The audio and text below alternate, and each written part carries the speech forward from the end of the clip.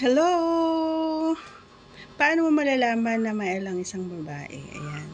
Kung gusto mong malaman ang ating kasagutan, maaaring panoorin mo ang ating video hanggang sa ito ay matapos. Kumusta po kayong lahat? Sana po ay nasa mabuti po kayong kalagayan. Ayan. Siyempre, pa-subscribe ang ating channel. So, paano nga ba? Kasi minsan yung ibang lalaki kasi nahihiya, 'di ba? So, hindi nila alam kung tanggap ba siya or tanggap ba ng babae yung kanyang pinaplano para sa kanya.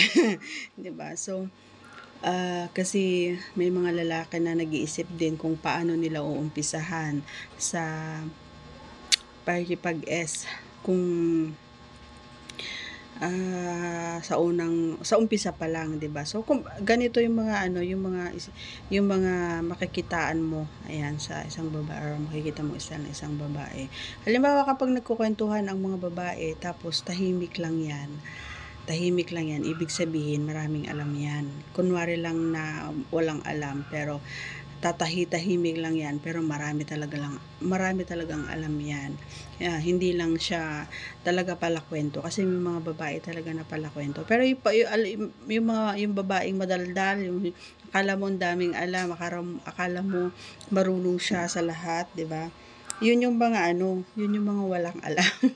Yung mga nakikinig lang sila sa mga kwento tapos ikukwento rin nila. Pero yung sasabihin mo na lahat ay kaya, yung mga sinasabi niya is kaya niyang gawin, hindi totoo yun. Kasi ako yung parang ako madaldal ako. So marami ang nagsasabi na hanggang salita ka lang naman, hindi mo naman kaya yung mga sinasabi mo. Ganyan. Syempre sa pag hindi ko pa kaharap yung tao, madaldal talaga ako. Pero kapag kaharap ko na, hindi na ako nagsasalita, ganon. So, kapag marami ng tao, kapag nagkukwentuhan ng mga ganon, yung mga pang OPM talaga, is hindi talaga ako nagkukwento. Kasi nga, kahit na marami akong alam or alam ko or ako yung nagbibigay ng mga tips sa inyo, kapag usapan na talaga yung harap-harapang nag-uusap talaga, yung mga kwentuhan lang ng for the girls, ganyan, hindi ako nagkukwento.